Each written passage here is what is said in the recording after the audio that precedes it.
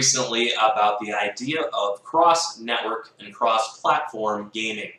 This has been big news and something that I was really excited to hear about.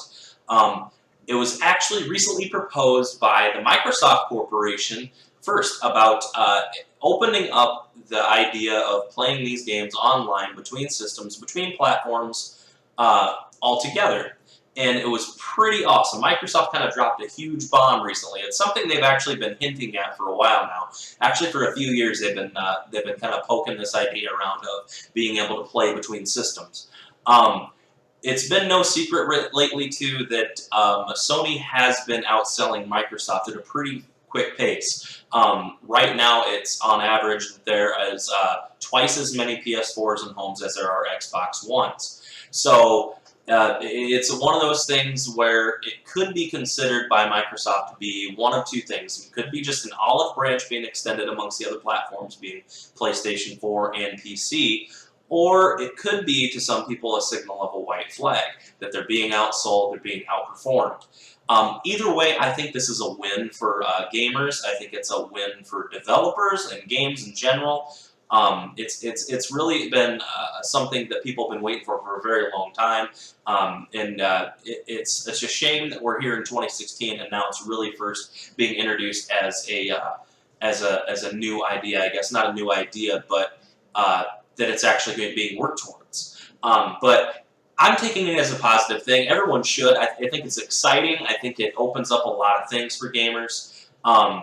It also makes it so that if you happen to have a console and your buddy happens to have a different console, it ends that problem of you either having to buy both or changing your mind or skewing you to pick one or the other. Because that is oftentimes one of the bigger aspects and reasons for buying a system is that you want to be able to play games with your friends, so you tend to kind of shift your purchase towards what most of your friends have.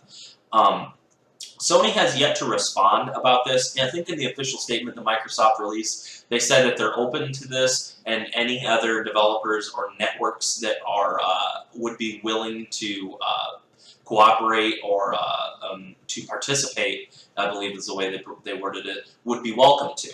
And that was a really good passive a way of trying to get Sony's attention and saying, hey, if you guys are willing, we're willing.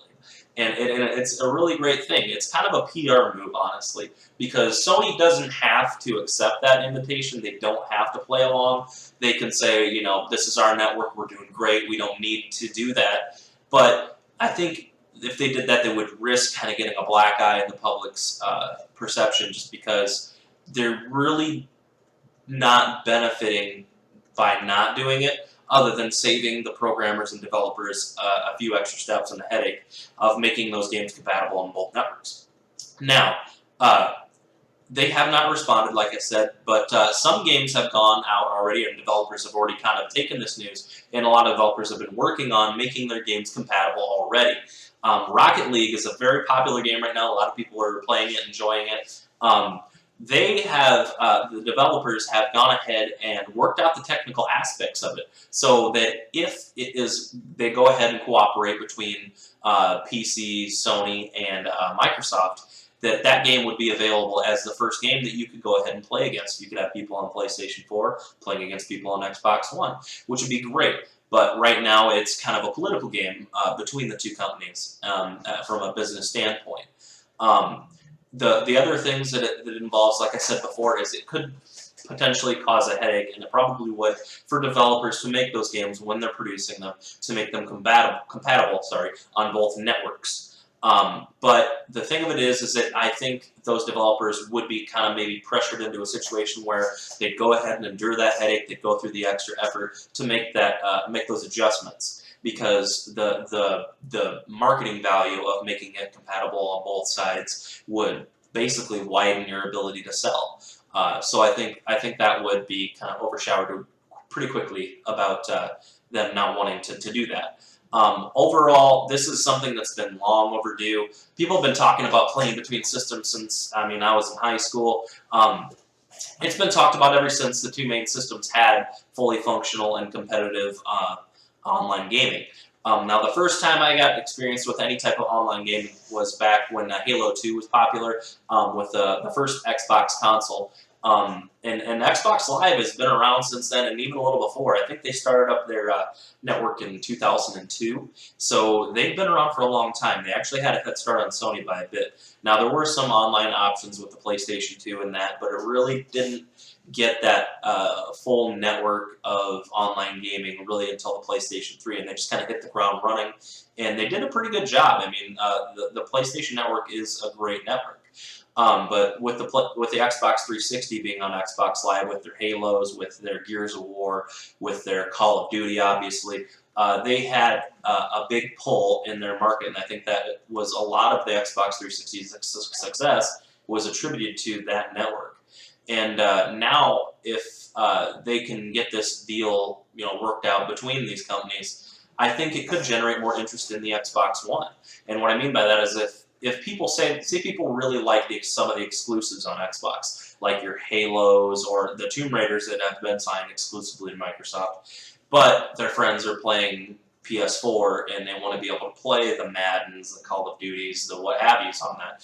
If they're open this up, they could still do that. They could get their Halos and that type of thing, and then still enjoy games with their friends without having these walls put up between Xbox Live and PlayStation Network. I myself am really excited about this. I know a lot of people are about the potential of this. I really hope that Sony will go along with this and see it as an opportunity to grow gaming in a whole. But who knows? I mean, it is a business; it's a competitive market, so we'll see what happens. You guys, what do you guys think about this? Is this the first time you've heard of it? Is it something you're excited about? Maybe you love the idea. Maybe you like what you have and you're competitive, and you don't like it. Either way, go ahead and start up the conversation. Leave a comment below. As this develops, I think it's a step in the right direction for gaming. I think we can kind of move forward if they kind of bury the hatchet.